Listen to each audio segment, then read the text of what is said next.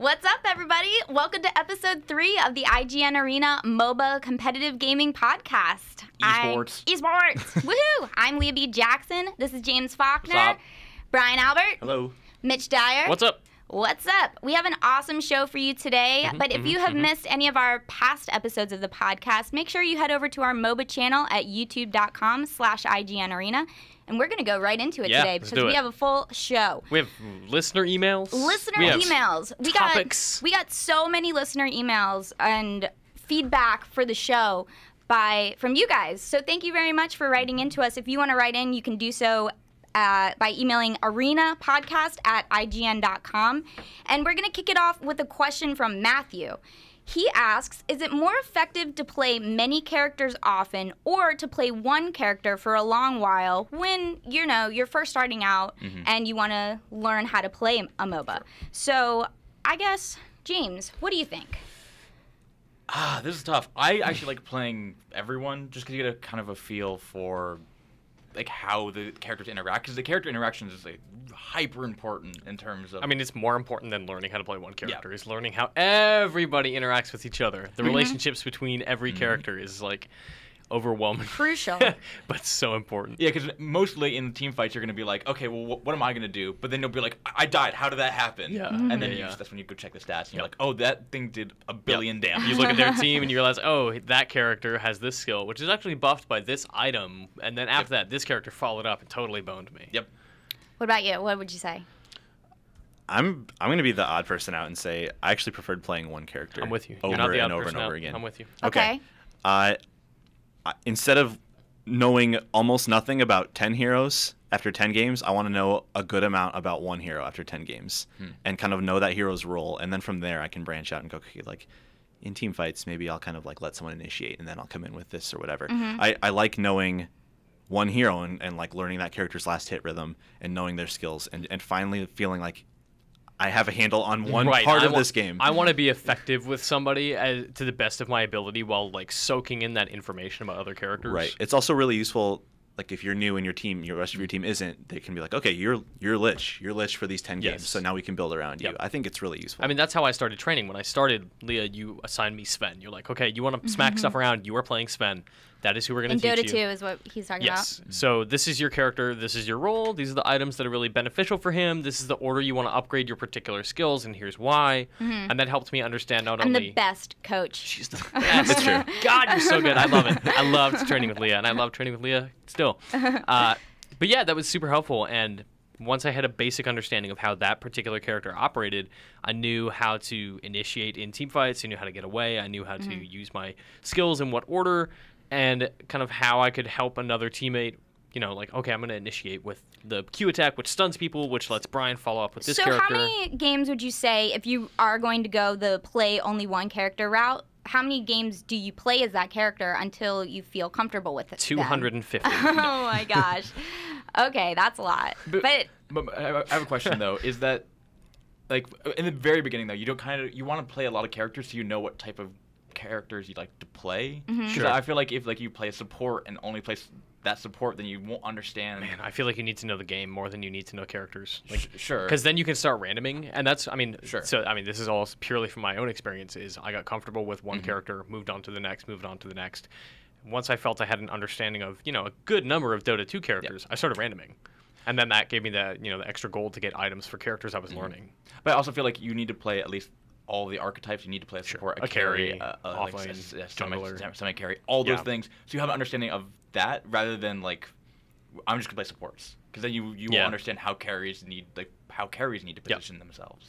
I'm definitely of the opinion that I feel like it's more effective to play a lot of characters when you're first starting out. But that can be incredibly overwhelming when there are 100 characters to choose from. You don't know where to start. Yeah. So for me, I've always thought, pick someone who looks cool, play him for a couple games, see if you like him. If you don't, move on to the next one. Because I'm sort of, with James here, I feel that if you know how to play more characters, you're going to be more effective for your team because you're going to know what the abilities of the characters you're playing against are going to be doing. And that's really important because, like you were saying, you need to know, that guy can do this thing. I need to stay really far away from that character, or, or that guy is really squishy, I know that because I played him a bunch, like I can go in and use my abilities on him. So it's sort of a toss-up, and it's definitely personal playstyle too. But I think that if you are playing a character that you don't necessarily like over and over again, you should branch out and try other things, because there are so many different styles of characters, and I don't know, I think that it's worth it to try new ones. I agree. Go for it. Speaking of actually playing a single character, I've been playing a little bit more League recently, and I've been playing the Team Builder, which basically you can specify, I want to play this hero in this position. That's a great idea, by the way. Which is awesome. I've been playing a ton of Ziggs because I was like, I just want to learn Ziggs. And so all I would do, it's a little bit longer of a queue. It's like it's about like, I would say 20% longer, but I would do other stuff, like do laundry and everything in the meantime, and just like, oh, my queue popped, all right, I'm just going to play Ziggs game. And I did that for like 10 games. And it's not just the people, like, mid or I feed. It like removes that because if I call mid, they know I'm already going mid. Like, okay. It sets me up. Does it lock you in, or is it like I would like to do that? No, it's a lock. You go in and say, I want to play this hero in this position. Okay. And then it will as this role good. too. That's so good. As this role. So you can play like certain things. Say if you wanted to play like Karma as a mid rather than a support hero, then you could do that, and it tells everyone, hey, I'm gonna do this. Yeah, and then it matches you up so that your whole team has all the necessary folks that you need in order to win a game. Yeah, because the person to the captain basically can specify, hey, I want these positions. So if you want to practice, hey, I want an aggressive jungler, you can specify, hey, I want an assassin in the jungle. I like the League mode. Like, there's a new mode right now called One for All, where everyone on all 10 players play as the same character, and I've been playing that mode a lot, and that's great for learning how to play characters. And the Earth mode that was in League, when you could just like constantly spam your spells, was a good sort of like a tutorial mode for some characters who I didn't know how to play. I need something in Dota that is low pressure, because I got stomped last night. Once was not so bad, and the second time was really bad, and I'm like, I want to play, but not. I saw a couple of our friends tweeting, like Katie, and who was just like, I hate Dota. It's been a rough week for most of us playing Dota, where we just get into some rough games. There's one thing I do want to point out about playing one hero, though. Like when I first started playing Dota last year, I played CM, Crystal Maiden, and she was slow, and I couldn't kill anyone, and like I was like, I don't like CM, even well into like months later. And, like, it's not fair. Like, I got better, and now I like her. But, like, I kind of held on to that, like, oh, I don't like her because a long time ago I didn't play. Like, and Tiny, I played Tiny once, hated him. Never played him again. Yeah. Tiny's so just watch good. out for that. Yeah. Especially if you're just playing supports, because at the end the scoreboard pops up, and it's like kills, deaths, assists, like XP per minute, gold per minute. And supports aren't up there on any of those. And so you feel like you're not doing anything well. Also, if you end up in a game where, you see a life stealer, and he's just annihilating everybody. But when you're done like, that game, I want to play Lifestealer. Exactly. You want to play me like, I want to know how to do that. Watch that match and watch it from his perspective, and just sit there and for that half an hour, just follow Lifestealer and see what he did, what he bought, when he bought it, who he laned with, if he laned with anyone at all. Yeah, who in he jumped Dota, into. Like, replays are essential. So good. They're so great. You can't really watch replays in League right now, I don't believe. Not really. Yeah. But there's tutorial videos and stuff you can look up. Totally. Like, if you like one character, you should definitely look up videos on how to play that character, or a guide or whatever. But if you are playing a MOBA that has replays, watch them. Yeah. And they're very helpful. You can see not only, how other people took advantage of you and your team, but, the mistakes that you made, and you can go back and fix them. So that's a really, helpful way to get better as well. So I think that about wraps up this topic. Thanks, Matthew. Thank you, Matthew. Thank you. Yes. Again, if you guys want to write in with your questions or feedback, our email is arenapodcasts@ign.com, and it goes to all four of us, so we all have been reading all of your awesome emails. So thank you again. It's true. Y'all love Smite so much. You love Smite. Don't worry. We're going to talk about Smite a little bit later. I have something special coming up for that. Ooh. So you guys will like the Smite. I don't even know what this is. So now let's move on. We are going to talk about another topic, and that is the early edition of MOBAs. I find lately that a lot of people are announcing MOBAs very early on in their development cycle.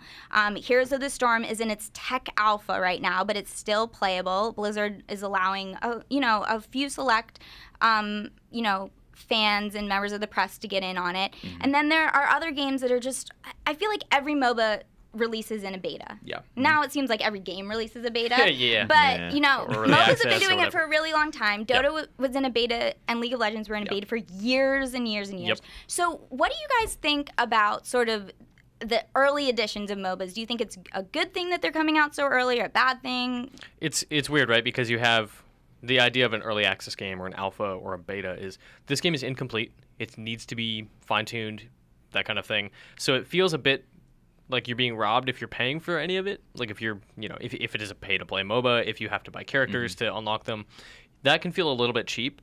But at the same time, I feel like that fan feedback, those adjustments are absolutely necessary before something is out to the public. You need that feedback. You need to be able to tune it based on, you have X amount of QA testers, but that's not the environment that game will launch in. So how do you replicate that? The community steers that ship. Yeah, and they will for years and years and years. Yep. And the earlier you can involve them, the healthier your game is going to be.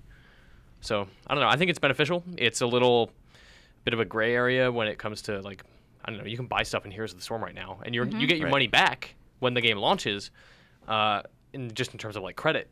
But are you spending on something that you're like, oh, maybe I don't like the way the balance changes when right? I bought Nova and they nerfed her, and now I don't want to play her anymore. Yeah. Crap, that kind of thing. Like you run it. It's a huge risk.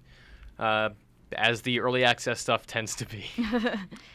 I don't know. Players are going to pick your game apart, and they're going to find the little skill combinations you didn't think would break the game. I think it's super important. You let people into MOBAs, and they're going to do everything they can with those characters, and they're going to...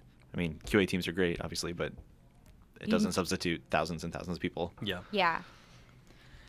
Yeah, I don't know. I feel like you do need to control. This is a very PR thing, but control the message that hey, like we're taking feedback, and it's not going to remain the same. It's not going to remain what it is. Like we're literally here to do balance. You've got to be super transparent, and Blizzard is that. Yeah. It's a technical alpha. You are here because we are using you. Pay us if you want to. We'll give you the money back, but we are tuning stuff. Stuff is going to change. Be aware that this is a tech alpha. Yeah. How many people don't know what an alpha is? Alpha is basically like first playable state, where it's like, okay, this is mostly feature complete. Now we have to fine tune it. Beta is even more feature complete, where okay, we can't add anything else. We just need to iron out what's here and ship it. So this is early. Heroes of the Storm is probably not coming out for a while. Right. And and how long was Dota in beta? Like years. Like two or 3 years, right? It was a really long time. Yeah, they announced it in 2010. So much changed from beta to launch to what's out even now. Yeah. So, I mean, like you were saying, so much can change in Heroes of the Storm from now until when it's out. They're going to add tons of more characters. They're going to add more modes, probably. I mean, it's crazy. So, I feel like it's smart, like you guys were saying, for the developers to be able to have all of this feedback. But I don't know. I also get a little bit apprehensive when they release them so early. Yeah, you can get burned out. Like I definitely I played Smite like right when it came. Like I was in the beta for Smite, and I was like, oh, this is cool, and I just didn't touch it ever again. Right. Well, we're gonna go back because it's been a while, and I want to try it again. But and now you'll get to see that change, right? Yes. You'll get to see like I was there ground floor, and it's months and months later. I really like that, being there kind of along for the ride as things change. Like going back to Dota 2, like when Earth Spirit came out, he was like the most broken hero in the whole game, and like it's just fun seeing that. We were watching a video earlier of just his ridiculous like chase. He's so stupid, ban Earth Spirit. I remember in the early parts of the Smite beta, just playing the game and thinking it didn't look all that beautiful. Yeah. But then at launch, they have added so much, like so many beautiful graphics and just effects that make the maps look awesome in Smite now. And it's fun to just kind of compare back and forth with the beta, especially with that game. I like it a lot. I think they made a lot of good changes. Yeah, and you've seen Dawngate change a lot too, even in the short amount of time it's been in beta. They changed the entire way that towers function because they experimented with like, what if a tower could come back? Nope, nobody likes that. Get rid of it. Yeah. It's also really interesting to see stuff.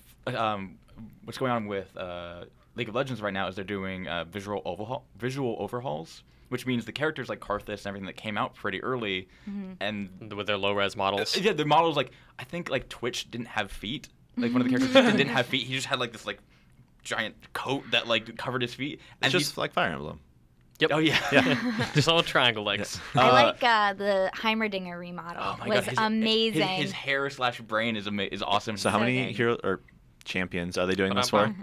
How many shapers? I think they have like 5 or 6 in like their queue. Okay. But the most recent one is like Karthus, and it looked off. It did not match the rest of like the visual style, so they're like, oh, we kind of have to go back. Right, the aesthetic is off. We need to kind of unify it. Yeah, which is cool, which is interesting in terms of development. Like that was probably really early, and they probably only had like 2 or 3 people working on it. Now they have an entire team, so they can kind of change the game now. So do you think that if, you're a fan of MOBAs and you get a beta invite that you should play it, or should you wait until the game actually launches? I mean, what would you say? I mean, it depends on your interest in it, right? Like, if you're really excited for Heroes of the Storm and you get a Tech Alpha invite, if you want to play it, play it. Like, you don't lose anything by trying to see if it's something you're into. Most MOBAs are free, so it doesn't really cost you anything to jump in and mess around with a few heroes. I say go for it. I would agree. I mean, it just comes down to that same thing we've talked about before, which is if you want to get good at a MOBA, you have to put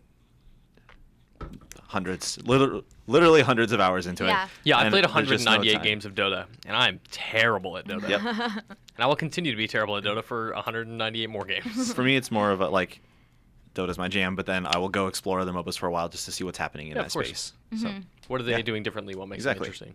All right, cool. Well, that's it for MOBAs in beta. Let's move on to our next reader question. Let's do it. Let's do it. Hit me. All right, so... This is going to be fun. Everyone get ready to bear your shame. Okay. Get ready, guys. So Ethan wrote in asking, what's the meanest you've ever been to someone while playing a MOBA? Now, I find MOBAs and esports games in general, people are complete assholes. Yeah, you want to trash talk. You want to trash talk, you are going to get trash talked, and it's fun. But... Sometimes. Exactly. Sometimes it can be really hurtful, too. So let's go around.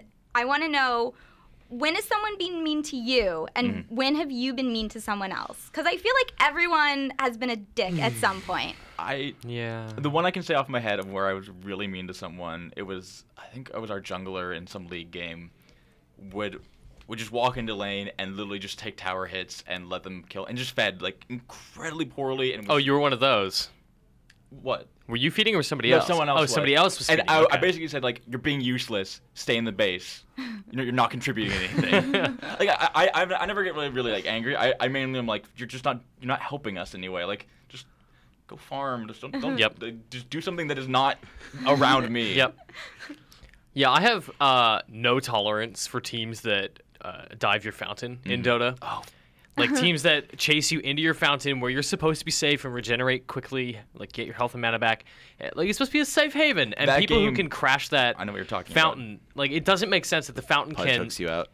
Pudge hooks you out. Somebody jumps in and freezes you in it, and they just annihilate you. Like the fountain cannot regenerate health faster than a late game team can destroy you in it, and then the fountain doesn't deal enough damage to the opposing team to be valuable. I kind of wish, like, with every Rax you lost, your fountain regenerated your health and was stronger. And attacked stronger. Like, that would be awesome to discourage that behavior, because the second somebody dives that fountain, I start losing it. Like my patience snaps entirely, and I'm just like, God, I just the most profane I have ever written in my life. And you can't even AFK because you might get an abandoned. Exactly, if the game like goes on. It's the most frustrating thing. Like I love Dota, but come on, man. I know the game you're talking about because it was like earlier this week. I think. Yeah, it happens a lot. One of many. And it wasn't even one of those things where it's like, one or two people. They were all lined up like right outside of our fountain, and we were just standing there. It wasn't like they were gonna go farm or like attacking. I might have been in this game. So you get instigated and get angry and then rage. Yep. That's sort of the path. That was my Medusa game. Every time that happens, my patience breaks. I get really angry. I just start yelling at them. I start calling them horrendous things. So you start trash talking the other team and just are like, finish the game. Yes. Basically. But I am never meaner to a team than I am when they start talking shit early on, and then we turn it around, and I'm immediately just like anything they say to us, like if they kill me and just go lol, like I will just every single time anything happens, lol, lol, lol, every single time. Yeah. If someone's like, oh, you guys are terrible or whatever, like using various languages to talk about how cowardly we are, like we will turn that around and I will just throw that in their face every 5 seconds. What about you, Brian? I'm not a jerk online unless it's provoked. But there was a person on my team who, like, I took Invoker and went mid, and he was really upset about that. Yeah. And he played support, and he's like, "Oh, you're not getting any items this game." He like bought wards and like set them in our placed them in our base, and he like bought smoke and just like popped them, and I'm just like, I know you're ruining this game for us. And I told him he's just like wasting his time, everyone's time. Yeah. I might have said some meaner things. Things that are not suitable for a Right. podcast. Yeah. It's just people get so like that mode you were just talking about in League fixes that. Yeah. It alleviates that problem if you cannot play with a full team of 5. Yeah. Well, that one is not even a full team. That it will place you on other people's teams. But like if I was playing with 4 other friends, I wouldn't have to worry about my friends being jerks that I took invokers. Yeah, Sure, yeah. That's what I'm saying. Yeah. Yeah, that eliminates a lot. Now, it doesn't always eliminate jerks. I've played in that mode and had people play off meta stuff, like they played Thresh as an ADC, which is like it works, but not well. And so people like our top winner was just not having it, and he was like, "That's bullshit. Why are you doing this?" And I was just I muted him because I was like, I don't want to even. I'm here to do my thing. I don't want to deal with any of your bullshit. I mute people. I want to know found- Leah's because. Well, I don't. Because you're like a very sweet, calm, polite person. You're so nice to everybody all the time. But I've heard some despicable shit come out of your mouth when we're playing Dota. Yeah, I get not so much to you guys, but when I'm playing with sort of like my close friends who, you know. Thanks. Well, Wow. No. All right. Oh my gosh. I just mean people who I feel a little more comfortable saying despicable things around than my work friends. Okay. I hear all of these things that you say. Well, you're my we can roommate. hear through his mic. Yeah, Yeah. it's true, exactly. So you get to hear the fun anyways. I definitely talk more crap to my friends than other players that I'm playing with because I've found that as a girl, if I say anything on Dota 2 over voice chat ever, Oh, you're suddenly like, oh, you're a girl. you're a girl. Like, I 100% of the time get that in Dota 2. Whenever I'm playing, I have despicable things said to me. So I just generally try not to talk ever in Dota 2, which is a shame because I think that voice chat is very helpful in that game. It's necessary. It's a game of communication. It is. Yes, but I am not allowed to talk, and I hate that. So, but I don't know the meanest thing that I've ever said. I mean, I think the meanest thing that I've heard people say, though, are personal attacks. And I think that those are the worst when people start digging into, like, you know, personal hurtful things rather than, like, criticizing your play. Yeah. I don't like when people do that. And It's like people you know? Yeah, like people that I know, or people will, like, start trash talking like the other team with personal attacks, like that type of stuff. And I find that those are the meanest type of things that you can do in Dota rather than saying like, you know, you suck at your position or you suck at what, you know, you're trying to do. You just start saying like mean things about the actual person. Oh, man. So yeah, so that I find those to be like the meanest things that I've heard and have like even said, I'm sure, to people from time to time. But why do you guys think that people think it's okay to be mean? Well, I mean, I can tell you MOBAs? exactly why this behavior exists. Not necessarily why people think it's okay, but the scientific conclusion that I've come to as to why this behavior exists is because the kind of games that MOBAs are the kind of games that mechanically force you to exploit other people's weaknesses. Moment to moment, all you're doing is trying to say, how can we screw that person over and kill them? Which, you know, in a shooter, it's like, how do I point the gun and pull a bullet in face?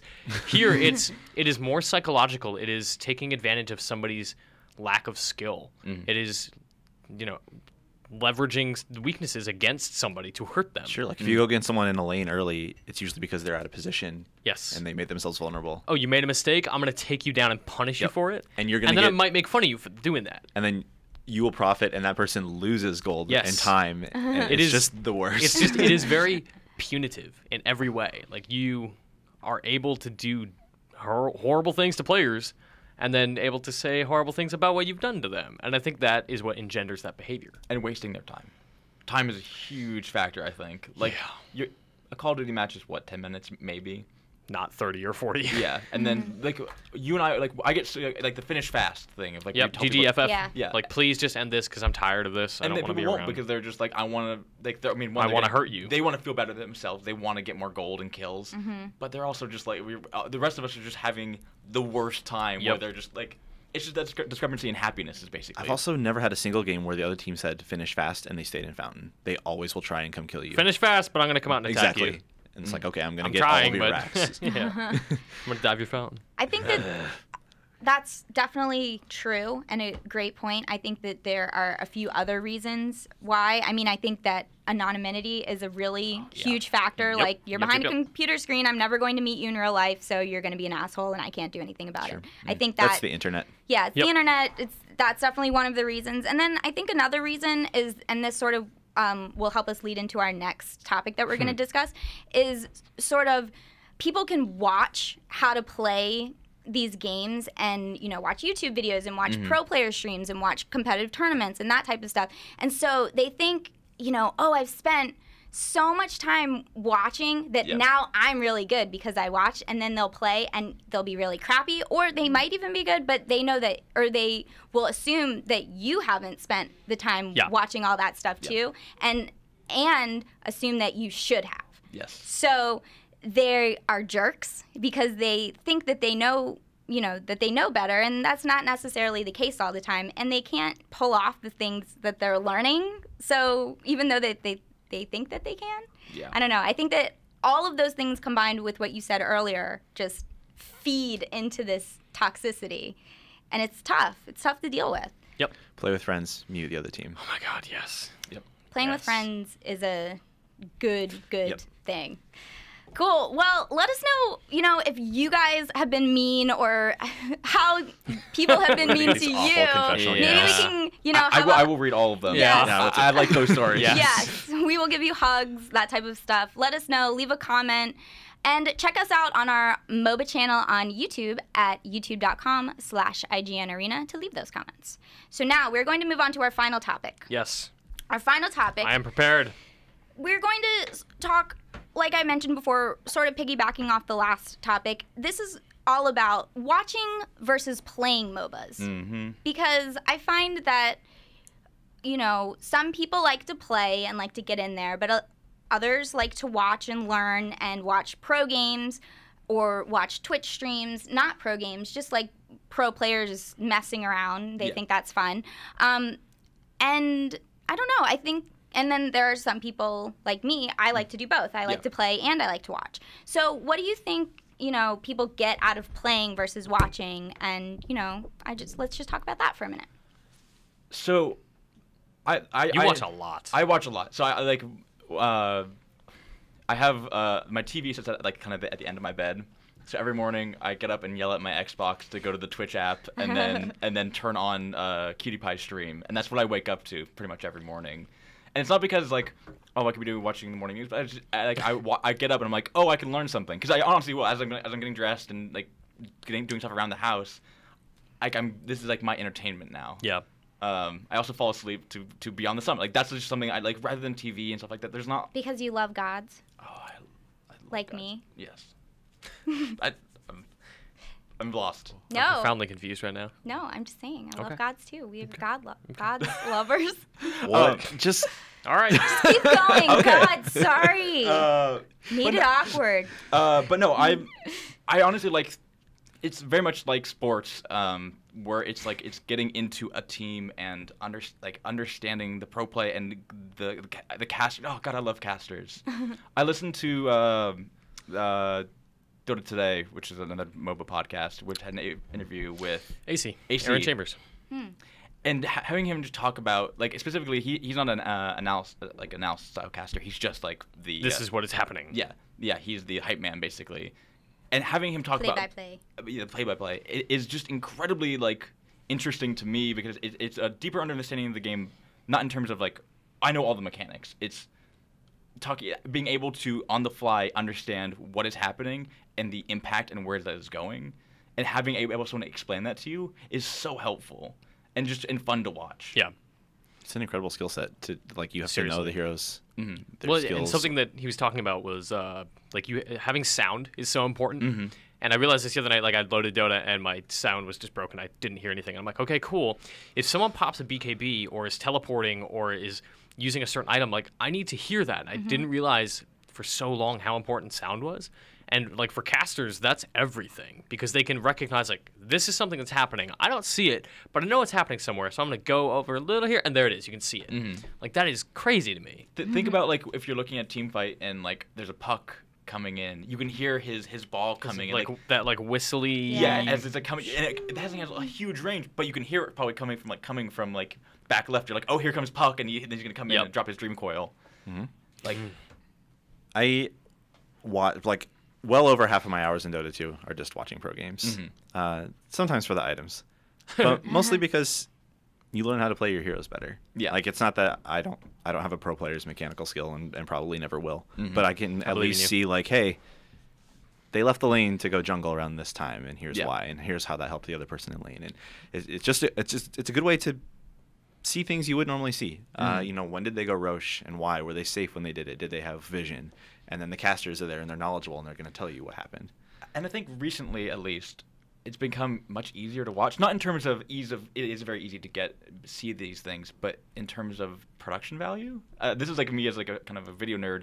Like watching LCS is like watching maybe not like NFL or anything like that, but like they have a great high production value when it comes to LCS. Like the guys who are running that their production studio are like people from ESPN who get like what it is to like build storylines. Like they have I see like all the casters talk on Twitter about they have storyline meetings. Being okay, like what happened last week? What does that mean?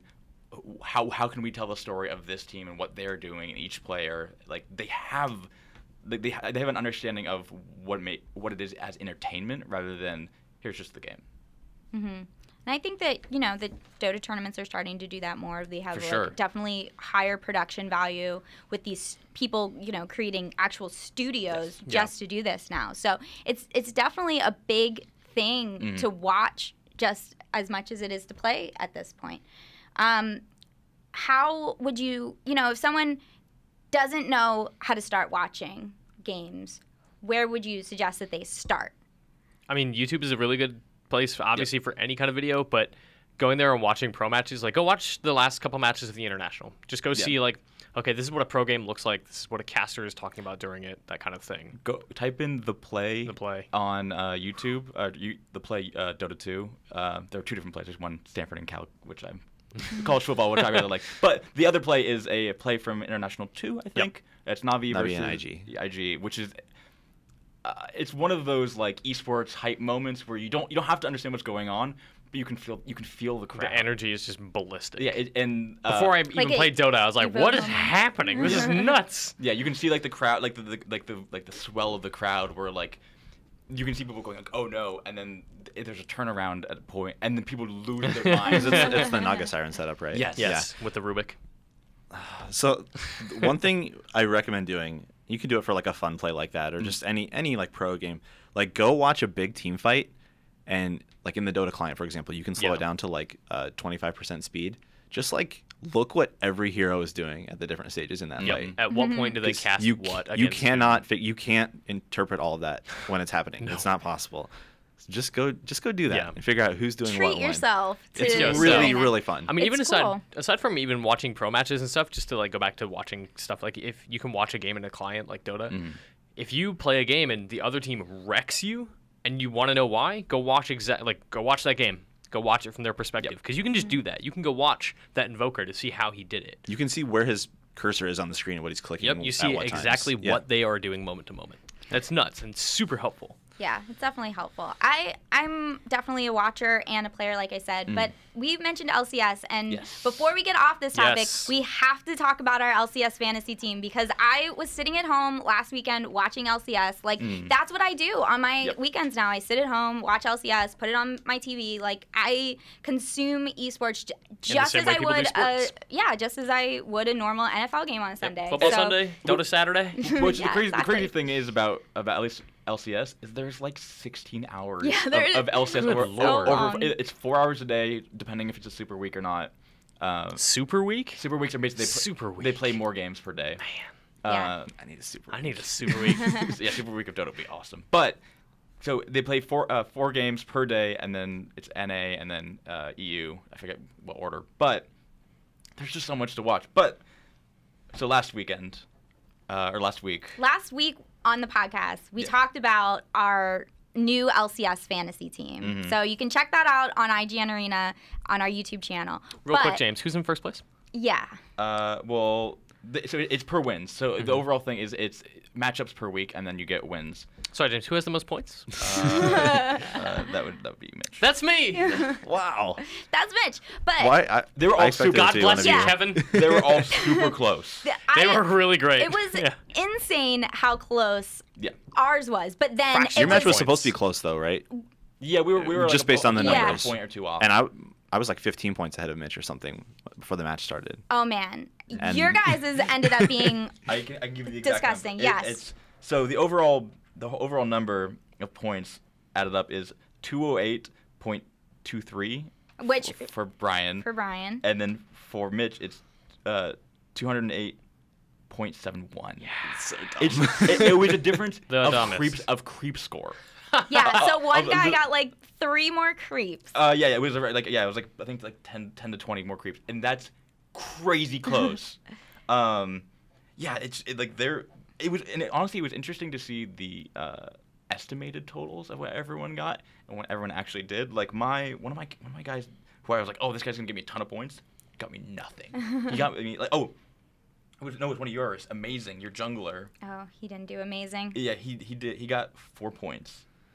You know, that game was really fun to watch because TSM was the last game to play, one of the last teams to play of the whole weekend, and so I had amazing, and you had Bjergsen. Yeah, Bergson. So BK. So I was hoping that my player did really well, and they're on the same team. So I was hoping my player did really well, and your player didn't because I was winning by like 4 points or something. Yeah. It was really close, and that just made that game, which sucked because it was like 20 minutes with no kills, and it was so boring to watch. But it made it more exciting for me because I wanted my guy to do well and yours not to do well. Yeah. But was everyone just farming the whole time and not trying to gank or anything? Yeah, totally. Huh. So. That I was really like pissed at the end, but I was happy with some of my other. Your mid got 43 points, which I think was the highest overall point value for like any of our players. And too many points. And he's just coming back from an injury, so we didn't think that he was going. We didn't think that he was going to do that. It's not like my tendon is. No. He right before All Stars, he had to drop out because his lung collapsed. Jesus. And so they had a player from another team come in, but it was like he was like they were making sure he could get back for the split, but he did crazy good. Yeah, it was great. So I don't know, that was really exciting. I already made some switches. I dropped some players. I can actually go back and look, but I picked up Crep, and then I swapped in Cutie Pie, and then got rid of. I got rid of a couple people, but just because I started going in looking at stats, and I started looking at their overall team and actually did research about like who was playing with a new player, and who was kind of on a downslope over the last couple splits. So I made some swaps. So I think I'm gonna be pretty strong. I'm gonna have to investigate some stuff here. I know we need to.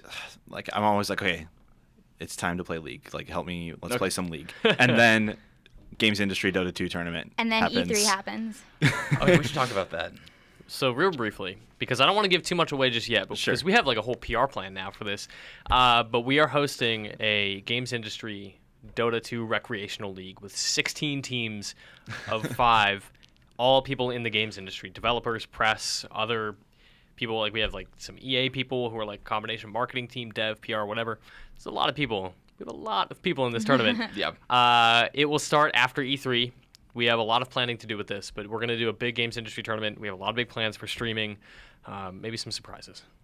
Cool. Yeah. You will have to stay tuned. Yeah, we're just still discussing format and everything. I think it's probably going to be a group play and then a bracket. Yeah, you, me, and Chris need to have a more We'll talk about this more on. For more on that, you can follow Chris Floyd. He's at CFloydTweets on Twitter. He's kind of our co-conspirator on that. Yeah, and he'll put out we're gonna make a bunch of once we figure out actually the name. We haven't actually named it yet. No, we have named it. We just haven't shared it yet. Oh, I'm not telling people now. It's too good. We must save it. Okay, but I'll tell you after. But okay, but there's gonna be a Twitter that you can follow. We're gonna make eventually it will have a it's gonna live space. somewhere. Yeah, right. And then I will be updating. Can we stop the podcast so you can tell us? We can. We'll finish up and I'll tell you. All right. So, you mentioned that you wanted to start playing League of Legends. I know that a lot of you guys mentioned that you want us to start talking about Smite. So what we're going to start doing is we'll have a MOBA of the week. kind of segment coming up on future podcast episodes. Our first MOBA is going to be Smite, because you guys have written us so many emails about Smite. We're going to play Smite. We'll talk about Smite. If there are specific Smite things that you want us to cover, please email us. If you have like characters you want us to play, I will totally be down to just try them out. If you have some starter characters who you want us to try or discuss, let us know. That email again is arena-podcasts@ign.com. And I think that'll do it for episode 3. Yes, ma'am. All right, cool. Well, thank you guys very much for tuning in this week. If you guys want to subscribe, you can do so at youtube.com/IGN-Arena. And if you're already subscribing, thank you very, very much. We hit 5,000 subscribers this week, which is so awesome. All right. So far, so good. Yeah, Digital so far, sports. so good. So, exactly. So, thank you very, very much if you're already one of our subscribers. And if you're not, please do so. And thank you guys. Thank you. Thank you. Now, let's go learn more about this Doodle. Yeah. All right, cool. Bye. Bye.